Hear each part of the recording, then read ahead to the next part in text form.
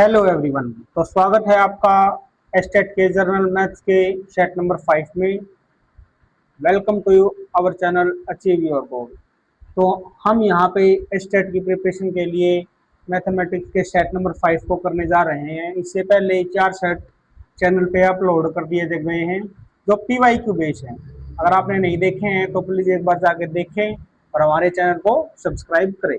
तो बिना टाइम को वेस्ट करते हुए चलते हैं अपने अगले क्वेश्चन की तरफ, जो आज का फर्स्ट क्वेश्चन रहने वाला है। और क्वेश्चन क्या है? क्वेश्चन ये है। क्वेश्चन क्या कहता है भाई? क्वेश्चन ये कहता है कि if 100% can complete A 2/5 of work in 8 days. भाई 10 आदमी मिलके किसी कार्य का 2/5वां हिस्सा कितने दिन में करते हैं? 8 दिन में करते हैं। तो how many person are required to complete work in 12 दिन। तो 12 दिन में कंप्लीट करने के लिए कितना समय लगेगा? सॉरी, कितने आदमी लगेंगे? तो यहाँ पे एक कंसेप्ट होता है जिसको MDH कंसेप्ट बोलते हैं। MDH/W। M मतलब मैन पावर, M मतलब मैन, डी दिन, डी मतलब डेज। और अगर कभी कभार यह भी गिवन होता है कि एक दिन में 6 घंटे काम करते हैं तो वहां पे हम H का भी यूज करेंगे। और ये W मतलब वर्क, कितना हमने काम किया है। ठीक है। तो यहाँ पे जो फर्स्ट पार्ट और ये इक्वल होते हैं, क्या होते हैं?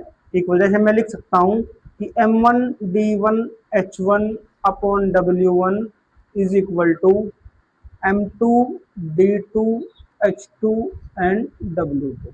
ये रिमेनिंग वर्क होते हैं। यहाँ पे टोटल वर्क हो जाना चाहिए W1 + W2 टोटल वर्क। तो फर्स्ट केस में क्या कह रहा है कि कितने व्यक्ति हैं? 10 व्यक्ति हैं। तो मैंने लिखा 10। कितने दिन है भाई? 8 दिन है। मैंने लिखा 8 घंटे भी गिवन है नहीं। तो और कितना काम हो गया? 2/5। तो यहाँ पे आएगा 2/5। और जब इसको रेसिप्रोकल करेंगे तो ये 5 यहाँ से यहाँ पहुंच जाएगा। ठीक है, इक्वल टू। अब क्या कह रहे हैं? तो 12 दिन है पूर्ण करने में व्यक्तियों की संख्या। तो व्यक्ति मान लेते हैं M2 है। कितने दिन लगाए? 12 दिन लगाए। देखो टोटल वर्क होता है 1, उसमें से 2/5 तो हो गया। तो यहाँ पे अगर जब एलसीएम लेंगे तो 5 एकम 5 में से 2 गए, 3/5 बचा। तो यहाँ पे 3 और ऊपर 5। सिंपल। ठीक है, जो कटता है काट दो, जो बचता है बचा दो। काटो। 3 × 1 = 3, 4 = 12, 2 × 1 = 2, 4 = 8, 4 से 4 कट गया, 5 से 5 कट गया। तो क्या बचा? इधर बचा M2 तो उधर बचा 10। तो कितने आदमियों की आवश्यकता रहेगी? 10 आदमियों की आवश्यकता रहेगी। तो option number 3 is the correct answer. ठीक है, आसान क्वेश्चन था ये, बिल्कुल ज्यादा हाई फाई क्वेश्चन था नहीं। एक MDH का कंसेप्ट होता है वो यूज करना था और इसका डायरेक्ट आंसर निकल रहा है। तो चलते हैं अपने अगले क्वेश्चन की तरफ। और अगला क्वेश्चन क्या है? ये रहा। ये मेंसुरेशन 3D का एडवांस क्वेश्चन है, अच्छा क्वेश्चन है। क्या कह रहा है कि the base of A right prism is, जिसका बेस क्या है? ट्रायंगल है। बेस कितना है? ट्रायंगल है। देखो फॉर एक मिनट को बना के देखते हैं। अगर यहाँ पे प्रिज्म मिला तो देखो,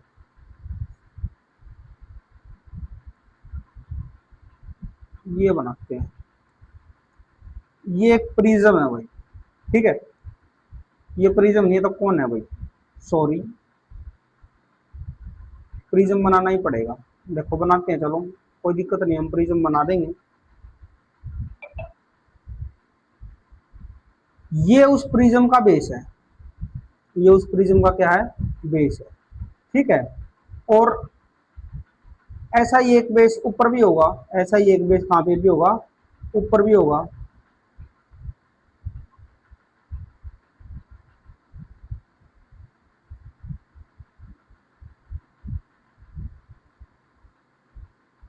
अगर मैं यहाँ पे एक ऐसी लाइन खींच देता हूँ, ये पीछे वाली लाइन है, और यहाँ पे एक ट्रायंगल बना देते हैं आगे। ठीक है, ठीक है। और अगर इसको डॉटेड लाइन से हम मिला दें, एक मिनट का वेट करेंगे, बिल्कुल समझाने में समय तो लगता है भाई। देखो ठीक है, अगर इसको यहाँ से ऐसे मिला दिया, इसको यहाँ से ऐसे मिला दिया और इसको यहाँ से ऐसे मिला दिया, ये बन गया प्रिज्म अपना। ठीक है, क्या कह रहा है कि अगर ये साइड ए है, ये साइड बी है और ये साइड सी है ट्रायंगल की, तो ये ए प्लस बी प्लस सी जो है वो 32 गिवन है। And in radius of triangle, अच्छा इसके अंदर एक सर्कल भी बना रखा है, इसके अंदर क्या है, एक सर्कल भी है भाई। ठीक है, इसके अंदर एक सर्कल भी बनाना है, तो इसके अंदर एक सर्कल, सॉरी इसके अंदर एक सर्कल ऐसे बना हुआ है।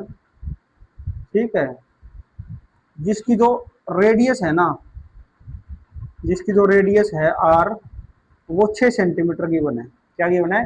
6 सेंटीमीटर। इफ द वॉल्यूम, और इसकी वॉल्यूम कितनी है, इसकी वॉल्यूम गिवन है 576। तो इसकी ऊंचाई ये है h, ये निकालनी है। तो थोड़ा डायग्राम बनाने में टाइम तो लगता ही है। तो वॉल्यूम का जो फॉर्मूला होता है ना, वो सबसे आसान फॉर्मूला होता है area of base into height. तो यहाँ पे वॉल्यूम कितनी है 576।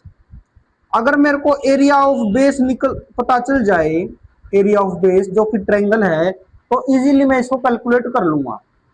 और एक फॉर्मूला होता है मैथमेटिक्स में कि जो रेडियस होती है ना इन सर्कल की, radius of incircle is equal to, क्या होती है वो, 2 into area of triangle, area of triangle divide by perimeter, divide by perimeter.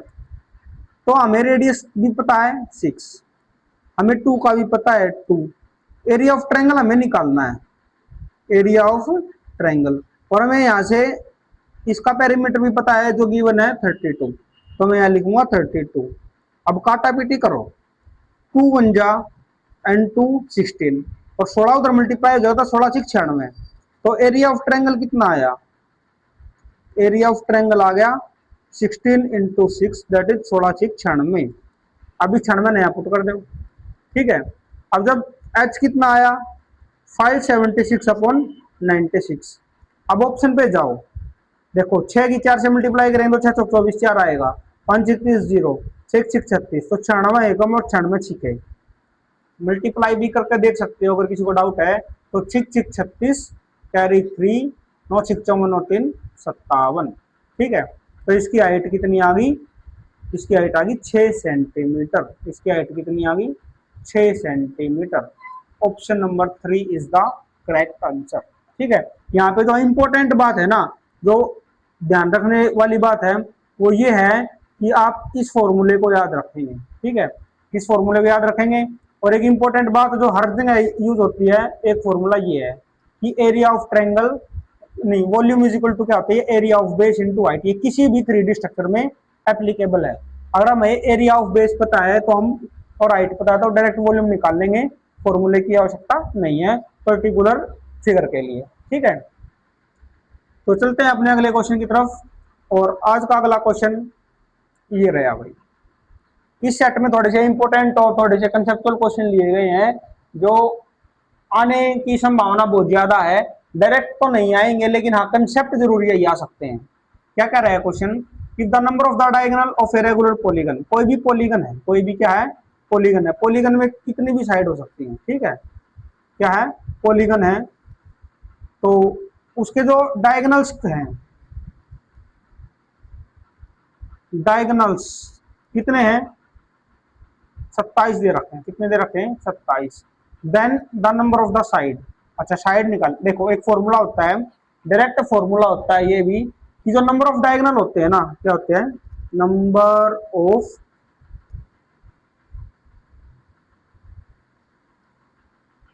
Diagonals of polygon. पूरा लिख रहा हूं ताकि तुम इसको नोट डाउन कर सको। क्या होता है, n into n minus 3, n into n minus 3 upon 2। अब ये तो गिवन है 27, n हमें पता नहीं, n माइनस 3 अपॉन 2। अब क्या करेंगे, क्रॉस मल्टीप्लाई करेंगे, और ये क्या आएगा, n into n minus 3 is equal to 54। अब बहुत सारे बच्चे क्या करेंगे, बहुत सारे क्या मैक्सिमम क्या करेंगे, इस n की मल्टीप्लाई अंदर करेंगे, n स्क्वायर माइनस 3n, और इधर 54 को लेके आएंगे इक्वल टू 0 करेंगे, है ना, और फिर क्या करेंगे, इसके फैक्टर बनाएंगे। लेकिन हमें ऐसा नहीं करना है, हमें टाइम सेव करना है। हमें क्या करना है, हम ऑप्शन के साथ जाएंगे। ऑप्शन क्या है, फर्स्ट ऑप्शन 6 है, n की वैल्यू इन्हीं में से कोई ना कोई एक होगी, तो मैंने 6 को यहाँ पे पुट करके देखा, इसमें पुट किया तो यहाँ तो बना 6, और 6 में से 3 गया, ये 3, और 6 दिए 18, मतलब ये तो ऑप्शन नहीं है, तो ये 18 आ गया ना। अब मैंने पुट किया 9, अब मैंने क्या पुट किया 9, अगर मैं यहाँ पे 9 पुट करता हूँ और 9 में से 3 गया 6, 6 और 9 6 54, कर गया ना, वेरीफाई हो गया, तो option number 2 is the correct answer, option number 2 is the correct answer. अब यहाँ पे इसको सोल्व करते तो ज्यादा टाइम लगता, हमने इट एंड ट्रायल मेथड से ऑप्शन के थ्रू इस क्वेश्चन को खत्म किया, ठीक है। याद रखने वाला क्वेश्चन, याद रखने वाली जो चीज है वो क्या है, ये फॉर्मूला है, आप इस फॉर्मूले को याद रखेंगे, ठीक है। तो चलते हैं अगले क्वेश्चन की तरफ, और आज का अगला क्वेश्चन तुम्हारी स्क्रीन पे ये रहा। क्या कह रहा है कि 2 अलॉयज हैं ए और बी, अलॉय ए और alloy be in the ratio of, अच्छा कॉपर है और जिंक है, ठीक है। अलॉय ए में है रेशो 5:2 का, और अलॉय बी में है 3:4 का। अब क्या कर रहे हैं, 7 किलो तो ए ले लिया, मतलब 7 ए लिया हमने, और 21 तो प्लस 21 बी लिया, बी के 21 किलो लिए हैं। अच्छा, तो what is the ratio of the copper and zinc, तो जो नया अलॉय बना है उसमें क्या रेशियो रहेगा। देखो पहले तो है ना, इनके रेशियो सेम करने होते हैं हमें। देखो जैसे फॉर एग्जांपल इसका कितना है 5 + 2, ये 7 है, क्या ओ ये तो ऑलरेडी सेम है, तो बहुत इजी हो गया। तो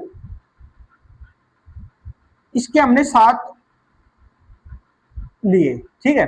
नहीं तो हम ऐसा भी कर सकते हैं कि हमने ए और बी कितना लेना, ये 7 लेना और ये 21 लेना, तो 7 एकम और 7 की 21, मतलब एक रेशियो में वो सब बराबर होते हैं, रेशियो में क्या होते हैं, बराबर माने जाते हैं। ऐसे काट के 7 21 का जो काम है वही 1 3 करेगा, वही क्या करेगा 1 3 करेगा।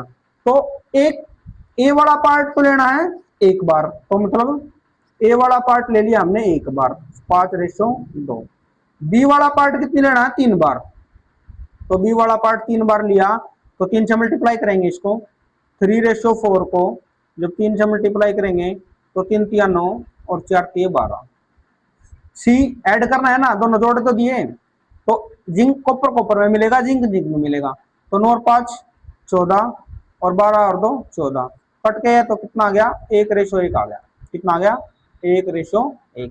अब जो नया एलओए बना है सी, उसमें कॉपर और जिंक की मात्रा बराबर है, दोनों में 1 1 है, ठीक है। Option number 4 is the correct answer. Easy सा क्वेश्चन था भाई, अगर फिर भी कोई डाउट रह जाता है तो आप कमेंट कर सकते हैं, तो कमेंट करोगे तो आप एक स्पेशल वीडियो बना के या जैसे भी पॉसिबल होगा आपको सॉल्यूशन प्रोवाइड किया जाएगा और आपकी प्रॉब्लम को सॉल्व किया जाएगा, ठीक है। और अगर आपको समझ में आ रहा है तो प्लीज सपोर्ट करें और हमारे चैनल को शेयर और सब्सक्राइब जरूर करें। तो चलते हैं अपने अगले क्वेश्चन की तरफ, और अगला क्वेश्चन क्या कह रहे हैं, अगला क्वेश्चन ट्रिग्नोमेट्री से लिया गया है, डायरेक्ट क्वेश्चन होते हैं ये, ठीक है। क्या है क्वेश्चन, क्वेश्चन ये कह रहा है कि अगर 7 cosec theta minus 3 cot theta is equal to 7 है, where theta in the first quadrant, first quadrant समझते हो ना, ये क्वाड्रेंट होते हैं, ये फर्स्ट होता है, ये सेकंड होता है, ये थर्ड होता है, ये फोर्थ होता है। इस फोर्थ में क्या होता है, ऑल पॉजिटिव होते हैं, सभी क्या होते हैं ऑल पॉजिटिव, तो अलग अलग है ना ये, इसलिए ऑल पॉजिटिव बोला है कि फर्स्ट क्वाड्रेंट में है। Then the value of 7 cot, हमने निकालना है 7 cot theta minus 3 cosec theta, इसको एक्स मान लेते हैं। देखो एक इंपॉर्टेंट बात है, एक इंपॉर्टेंट बात बताने जा रहा हूं, ये एक पैटर्न है, अगर कभी ऐसा दिया हो कि A cosec theta minus B cot theta, और अब क्या कर दिया, नंबर तो सेम है लेकिन ट्रिग्नोमेट्रिक रेशियो क्या कर दिया, इंटरचेंज कर दिया, क्या कर दिया इंटरचेंज कर दिया। अगर ये x मान लूं ये y मान लूं, तो इनका जो सॉल्यूशन होता है ना इनका जो सॉल्यूशन होता है वो क्या होता है, इनका जो सॉल्यूशन होता है, तो यहाँ पे A square B square is equal to X square minus Y square. ठीक है, ये आपको याद रखना है। ठीक है, इस चीज को आप याद रखेंगे, बहुत ही इंपॉर्टेंट सी चीज है ये। ठीक है, तो इसी का यूज करते हुए मैं इस क्वेश्चन को आगे सोल्व करूंगा। तो जैसे यहाँ पे ए की वैल्यू 7 है, तो 7 का स्क्वायर कितना हो गया 49, ऐसे ही लिखो, चलो कोई बात नहीं। माइनस 3 का स्क्वायर क्या हो गया 9 इज इक्वल टू 7 का स्क्वायर क्या हो गया 49, एक्स का स्क्वायर क्या हो गया एक्स स्क्वायर। किसी फॉर्मूले के तहत हमने इसको क्या कर दिया, एक्सपेंड कर दिया है, और जो कटता है काट दो, 49 से 49 कट गया, तो क्या बचा -9 is equal to minus x square. Minus से माइनस प्लस हो गया, तो इधर स्क्वायर है उधर स्क्वायर रूट चला जाएगा, तो x is equal to root के अंदर 9, दैट इज 3। ऑप्शन खत्म। Option number 1 is the correct answer. Question खत्म। ठीक है, ये वाली बात इंपॉर्टेंट है, इस पे डायरेक्ट क्वेश्चन पूछे जाते हैं, इस बॉक्स को आप याद रखेंगे। ठीक है, तो चलते हैं अपने अगले क्वेश्चन की तरफ। और अगला क्वेश्चन ये रहेगा, ये क्या कह रहे हैं कि if equilateral triangle ABC inscribe in a circle. अच्छा, कोई सर्कल है, ठीक है, लोग ये सर्कल बना लेते हैं। ठीक है, सर्कल है, और सर्कल के अंदर एक एबीसी एक इंस्क्राइब एक ट्रायंगल है, ट्रायंगल है, तो ट्रायंगल बना लेते हैं इसके अंदर। ठीक है, लाइन से बनाएंगे। ठीक है, क्योंकि एक ट्रायंगल ऐसे बनी हुई है,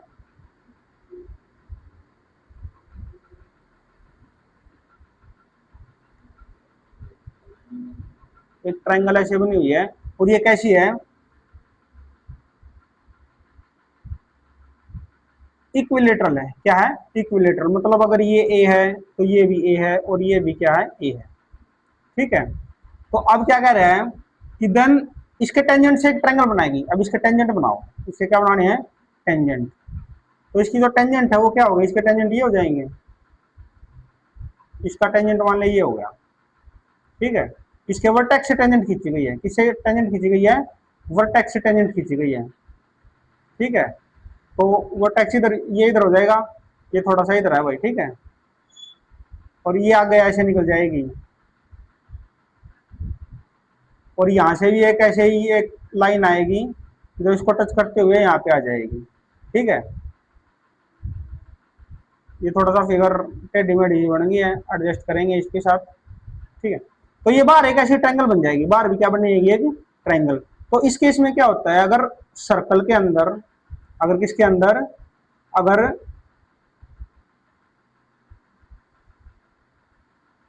सर्कल के अंदर ये जो सर्कल है, और सर्कल के अंदर कोई ट्रायंगल बनी हुई है, सर्कल के अंदर क्या बनी हुई है ट्रायंगल बनी हुई है, अगर सर्कल के अंदर क्या बनी हुई है ट्रायंगल बनी हुई है, और इस ट्रायंगल के हेल्प से हम क्या बनाते हैं, बार एक वर्टेक्स से अगेन एक ट्रायंगल बना दी जाए, तो वो ट्रायंगल भी क्या होगी, वो ट्रायंगल भी इक्विलेटरल होगी, वो ट्रायंगल भी क्या होगी इक्विलेटरल होगी, वो ट्रायंगल भी क्या होगी इक्विलेटरल ट्रायंगल ही होगी। तो option number 3 is the correct answer. ठीक है, तो आसान सी बात थी, एक रिजल्ट याद रखने वाली बात थी, ये ज्यादा समय लगा दिया इसके। तो चलते हैं अपने अगले क्वेश्चन की तरफ। क्या कह रहा है अगला क्वेश्चन, बहुत इजी क्वेश्चन है। क्वेश्चन ये कह रहा है कि एक शॉपकीपर है, सेल आर्टिकल एट 15% गेन, तो उसको गेन होया भाई, उसको गेन हो गया 15% का। आगे क्या कह रहे हैं, ही सोल्ड 18, अगर वो 18 रुपये ज्यादा बेचता, अगर 18 रुपये वो ज्यादा की बेचता, तो वुड ही वुड गेन 18%। अच्छा, तो उसको जो न्यू गेन होता तो वो 18% का हो जाता। तो कहने का मतलब है कि ये 3% का गेन इंक्रीज करने के लिए उसको 18 ज्यादा बेचनी पड़ती, मतलब 3% की वैल्यू 18, और 1% की वैल्यू काट दिया सीधा सीधा 6। अब तुम्हें पता है क्या निकालना है, कॉस्ट प्राइस। कॉस्ट प्राइस होता है हमेशा सीपी, सीपी होता है हमेशा 100%, क्या होता है 100%। एसपी क्या होता है, एसपी अगर गेन है, अगर क्या है गेन, तो सीपी में क्या जोड़ दो, गेन जोड़ दो। और अगर तो लॉस है, अगर क्या है लॉस, तो एसपी क्या हो जाएगा, सीपी में से लॉस घटा दो, ठीक है, वही क्या हो जाएगा एसपी हो जाएगा। तो हमें तो 100% की वैल्यू चाहिए ना, 100% तो 100 से मल्टीप्लाई करेंगे 100 आ जाएगा, 6 को इधर 100 से मल्टीप्लाई कर दो, that is 600। Option number A first is the correct answer, ठीक है। तो बहुत ही सा क्वेश्चन था भाई ये। चलते हैं अपने अगले क्वेश्चन की तरफ। और अगला क्वेश्चन क्या कह रहा है, अगला क्वेश्चन ये कह रहा है कि the difference between two positive number, दो धनात्मक संख्याओं का अंतर 3 है, मतलब ये कह रहा है कि x माइनस वाई 3 है। अच्छा, यदि उनके वर्गों का योग, अच्छा उनके वर्ग हो गया x square plus Y square is equal to क्या है 369 है, क्या है 369। तो ये कह रहा है कि संख्याओं का योग क्या होगा, ये पूछ रहा है कि x प्लस वाई क्या होगा। तो तुम्हें मैं एक आसान सी एक आइडेंटिटी लिखवा देता हूँ। क्या होता है कि x प्लस वाई का square plus x minus Y का स्क्वायर, जब इन दोनों को ऐड किया जाता है तो क्या आता है, ये आता है 2 इंटू ए स्क्वायर और बी स्क्वायर, ये आता है, ठीक है। आगे बात समझ में क्या आता है, देखो अगर आप इसको सोल्व भी करना चाहो तो सोल्व कर सकते हो। देखो मैं करके दिखाता हूँ। ये क्या है A plus X plus Y square, तो A square plus B square plus 2xy, X minus Y का square X square plus Y square minus 2xy, और जब हम इसको ऐड करेंगे तो ये कट जाएगा, तो क्या आएगा 2 into x square plus Y square. तो इन दो का डायरेक्ट रिजल्ट ये मैंने लिख दिया है यहाँ पे, ठीक है। तो अब उसके बाद क्या है एक्स माइनस वाई 3, ये तो हमें निकालना है ना, सम तो हमें निकालना है, बाद में रूट ले लेंगे इसका। ये 3 है, 3 का स्क्वायर किया इज इक्वल टू 2, और ये गिवन है 369 इंटू में 369 मल्टीप्लाई करें, 9 दूनी 18 का 8 हासिल आ गया, 1 36 दूनी 72 73, 3 किया 9 उधर जाके माइनस हो गया, इधर बच गया x प्लस वाई का होल स्क्वायर, ये होता है 729। ये स्क्वायर यहाँ से हट के क्या आया रूट बन गया, और ये 27 का होता है, इसका होता है option number 2 is correct, option number 2 is. तो उन जो संख्याओं का जो योग रहेगा वो क्या होगा 27 होगा, जो योग होगा वो क्या होगा 27 होगा। तो यहाँ पे इंपॉर्टेंट बात जो याद रखने योग्य जो बात थी वो क्या थी, अभी इसको बॉक्स में डाल देते हैं, ये थी भाई, ठीक है, ये थी। तो इस बात को याद रखेंगे। तो चलते हैं अपने अगले क्वेश्चन की तरफ। और अगला क्वेश्चन क्या कह रहा है, अगला क्वेश्चन 5वीं क्लास का क्वेश्चन है। ये कह रहा है कि डिवीजन समय divisor is 12 times the quotient. देखो पहले तो पता होना चाहिए कि कहाँ पे क्या होता है, यहाँ पे होता है क्वोशिएंट, यहाँ पे होता है डिवाइजर, यहाँ पे क्या होता है डिवाइजर, और यहाँ पे क्या होता है डिविडेंड, क्या होता है डिविडेंड, और जब इसको डिवाइड करते हैं तो रिमाइंडर। देखो एक छोटी सी बात बताऊँ, अगर मैंने 36 को 5 से डिवाइड किया तो 5 7 जा 35, रिमाइंडर 1, रिमाइंडर, तो ये तो है क्वोशिएंट। डिवाइजर को स्मॉल डी से स्मॉल डी, ये डिविडेंड कैपिटल डी, और ये रिमाइंडर आर, स्मॉल आर लिख लो या कैपिटल आर मर्जी है। ये डी डी इसलिए वेरीफाई मतलब अलग अलग लिखे हैं क्या, क्योंकि ये दोनों डी से स्टार्ट होते हैं और काम दोनों का अलग अलग होता है। और तुम्हें एक बात और बता देता हूँ यहाँ पे इंपॉर्टेंट बात, कि जो डी होता है ना वो क्या होता है स्मॉल डी और क्यू की मल्टीप्लाई और प्लस आर, ये होता है, ठीक है। तो अब क्वेश्चन पढ़ते क्या कह रहे हैं, इफ द रिमाइंडर इज 36, सीधी सीधी बात है कि रिमाइंडर है 36, रिमाइंडर 5 टाइम्स। अब ये कह रहा है the divisor is 12 times the quotient, जो क्वोशिएंट है उसके 12 गुना है ये। अब हम ये क्वोशिएंट का ही नहीं पता तो इसको 12 गुना कैसे करें।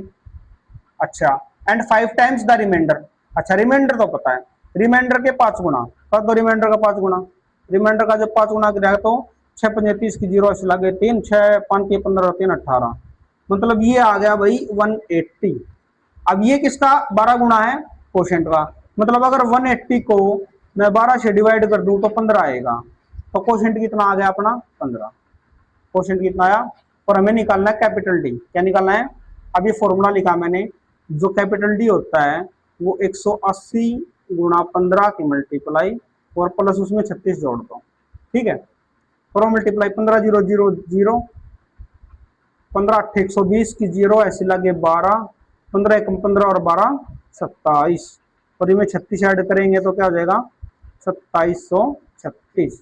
ऑप्शन नंबर 2, ऑप्शन नंबर 2, ठीक है। आसान क्वेश्चन था ये, बहुत ही बेसिक क्वेश्चन था ये। याद रखने वाली बात अगेन ये है, ठीक है। तो चलते हैं अपने अगले क्वेश्चन की तरफ, और अगला क्वेश्चन क्या है, ये है। ये क्वेश्चन आज का अंतिम क्वेश्चन रहेगा, ठीक है। क्या कह रहा है ये क्वेश्चन भाई, एक लाइन खींच लेता हूं पहले जानबूझ के। अब क्वेश्चन क्या कह रहा है कि एक पर्सन 12 किलोमीटर, ऊपर तो लिखूंगा डिस्टेंस और नीचे लिखूंगा स्पीड। क्या लिखूंगा, स्पीड। और तुम्हें पता है कि स्पीड इज इक्वल टू क्या होता है, डिस्टेंस अपॉन टाइम होता है।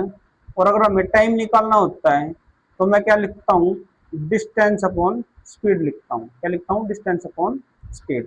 तो डिस्टेंस कितनी है, 12 किलोमीटर। मान लेते हैं यहाँ तक 12 किलोमीटर की दूरी, और यहाँ तक की स्पीड कितनी है 3 किलोमीटर पर आवर। इतनी लिखने की जरूरत नहीं होती। 18 किलोमीटर की दूरी, ठीक है, कितने में 9 घंटे में 9 की स्पीड से, और 24 की दूरी 4 में। तो हमें निकालनी है average distance, average speed, sorry average speed. Average speed क्या होती है, total distance upon total time. अब हमें टाइम निकालना है। टोटल डिस्टेंस हमें पता है 15, ये इसको 12 18 और 24 को ऐड कर दो, 12 18 30, 30 और 20 50 और 4 54, 54 हो गया भाई टोटल टाइम। टाइम निकालने के लिए इस फॉर्मूले का यूज करें, distance upon time, distance upon speed. तो 3 एकम 3 चौक 12, यहाँ 4 घंटे लगे। 9 एकम 9 दूनी 18, यहाँ 2 घंटे लगे। 4 एकम 4 6 24, यहाँ 6 घंटे लगे। टोटल टाइम कितना हो गया, 6 प्लस 4 प्लस 2, 6 4 2, 6 4 10 2 12, यहाँ पे आ गया 12, ठीक है। बस काट दो। तो जब 54 को 12 से डिवाइड करेंगे तो 12 चौक 48, कितना बचा 6.0, 12 पंजे 60, पूरा पूरा कट गया, ठीक है। तो 4.5, तो एवरेज स्पीड कितनी आई 4.5 kilometre per hour, 4.5 kilometre per hour. यहाँ पे भी यहाँ पे इंपॉर्टेंट फॉर्मूले आ गए जो आपको याद रखने हैं। और कौन से फॉर्मूले हैं वो अभी बता देते हैं। एक तो फॉर्मूला ये है, ठीक है, और एक फॉर्मूला ये है, फॉर्मूला यहाँ पर, ठीक है। याद रखने वाली ये 2 बातें थी। तो आई होप आपको समझ में आया होगा, अच्छा लगा होगा। 10 क्वेश्चन का सेट होता है हमारा, और हमारा जो टारगेट ये है कि स्टेट में हमें 10 नंबर में से 10 नंबर लेने हैं, किसमें, मैथ में। और ऐसे ही रीजनिंग का सेट होता है जिसमें हम 10 में से 10 नंबर रीजनिंग में लेंगे, तो हमारे हो जाएंगे 20 नंबर, ठीक है। और एक वीडियो में हम ये भी डिस्कस करेंगे कि क्लियर कैसे कर सकते हैं हम स्टेट एग्जाम को, हाउ टू क्लियर स्टेट 2025-26, क्योंकि फॉर्म 25 में भरे गए थे, 26 में एग्जाम हो रहा है, तो इसीलिए 25-26 बोल रहा हूँ मैं, ठीक है। तो मिलते हैं अपनी अगली वीडियो में अगले क्वेश्चंस के साथ। तब तक के लिए हमारे यूट्यूब चैनल को आप सब्सक्राइब करके रखें। मिलते हैं अगली वीडियो में। Thank you and have a nice day.